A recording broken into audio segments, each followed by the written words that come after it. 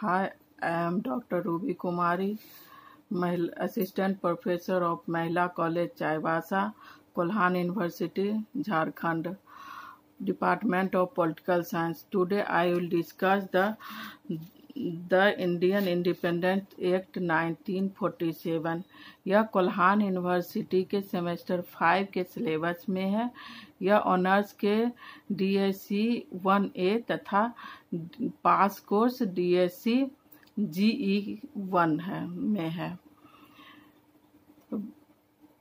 भारतीय स्वतंत्रता अधिनियम 1947 4 जुलाई 1947 को ब्रिटिश संसद में रखा गया तथा 18 जुलाई को यह पारित कर दिया गया। इस अधिनियम में कोई नई संविधान नहीं बनाई गई, बल्कि भारत और पाकिस्तान के प्रतिनिधियों को अपने संविधान बनाने की अनुमति दी गई।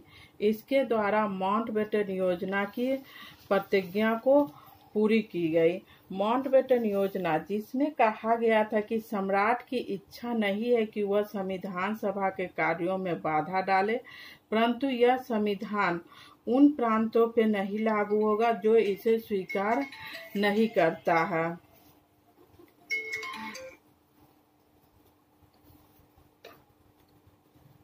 स्वीकार नहीं करना चाहता हो, वर्तमान संविधान को माने या पृथक संविधान बनाए। और उसमें यह भी प्रावधान किया गया था कि सत्ता किसे सौंपा जाए। इसके लिए पंजाब बंगाल की प्रांतीय सभा को प्रस्ताव पारित करने के लिए कहा गया तथा कुछ क्षेत्रों में जनमत संग्रह की बात कही गई थी। 3 जून 1947 को माउंटबेटन योजना सभी दलों ने स्वीकार कर लिया। पंजाब और बंगाल की सभा बंटवारा मांगी। पूर्वी बंगाल व पश्चिमी पंजाब पाक में शामिल हो गए। इन दोनों प्रांतों में सीमा आयोग नियुक्त किया गया। उत्तर पश्चिमी प्रांत में जनमत संग्रह का परिणाम पाकिस्तान के पक्ष में था, क्योंकि प्रांतीय कांग्रेस इसमें भाग नहीं ली थी। बलोचिस्तान और सिंध भी पाकिस्तान में शामिल हो गया। 1947 का भारत स्वतंत्रता अधिनियम 1942 की क्रिप्स मिशन की अनुशंसा के अनुसार था। उसमें सिर्फ 2 संशोधन किया गया था कि 3 जून की योजना में बिना विलंब सत्ता का हस्तांतरण कहा गया, लेकिन क्रिप्स मिशन में कोई समय सीमा निश्चित नहीं की गई थी और अल्पसंख्यकों की आरक्षण की बात नहीं कही गई थी। इस अधिनियम के मुख्य प्रावधान निम्नलिखित हैं। 15 अगस्त 1947 को 2 प्रादेशिक शासन भारत और पाकिस्तान स्थापित किए जाएंगे कि भारत की स्वतंत्रता की तिथि 15 अगस्त 1947 निश्चित की गई और कहा गया कि इसी दिन से भारत और पाकिस्तान नाम के 2 प्रांत बनाए जाएंगे। बंगाल तथा पंजाब के 2 प्रांत बनाए जाने का प्रस्ताव किया गया। पाकिस्तान में मिलने वाले सभी क्षेत्र को छोड़कर जितने भी ब्रिटिश भारत में सम्मिलित सभी प्रांत भारत में सम्मिलित माने गए। पूर्वी बंगाल, पश्चिमी पंजाब, सिंध तथा असम का सिलहट क्षेत्र पाकिस्तान में सम्मिलित होना निश्चित किया गया। दोनों प्रांत के लिए पृथक पृथक गवर्नर जनरल की स्थापना की नियुक्ति की गई और यह नियुक्ति अंग्रेजी सरकार के द्वारा की गई और यह अंग्रेजी सरकार के प्रतिनिधि के रूप में ही कार्य करेगा। भारत तथा पाकिस्तान विधानमंडल को कुछ विषयों पर कानून बनाने का अधिकार दिया गया, जिसमें ब्रिटिश सरकार किसी प्रकार का हस्तक्षेप नहीं करेगी। दोनों प्रांतों द्वारा नए संविधान सभा बनाने तक यही संविधान सभा विधानमंडल के रूप में कार्य करेगी तथा भारत सरकार अधिनियम 1935 के अनुसार शासन चलेगा।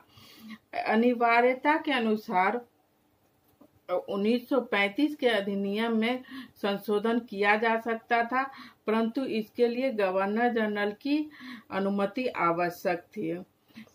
तब 15 अगस्त से उन समस्त संधियों तथा अनुबंध को रद्द कर दिया गया जो अंग्रेजी सम्राट के सरकार तथा भारतीय राजवाड़ों के मध्य हुए थे, तथा ब्रिटिश सम्राट की उपाधि भारत के सम्राट भी समाप्त हो गया।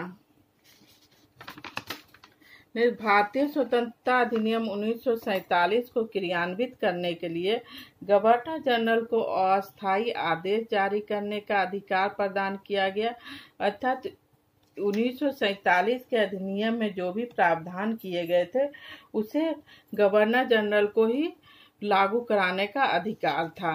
भारत राष्ट्र सचिव का पद समाप्त हो गया और उनका कार्य राष्ट्रमंडल मामलों के सचिव को दे दिया गया। ब्रिटिश संसद में पारित किसी भी विधेयक में से यह विधेयक सबसे महान और उत्तम विधेयक था। कांग्रेस के बहुत सारे नेताओं ने इस योजना को अस्वीकार किया, लेकिन फिर उस समय की स्थिति को देखते हुए सभी मान गए।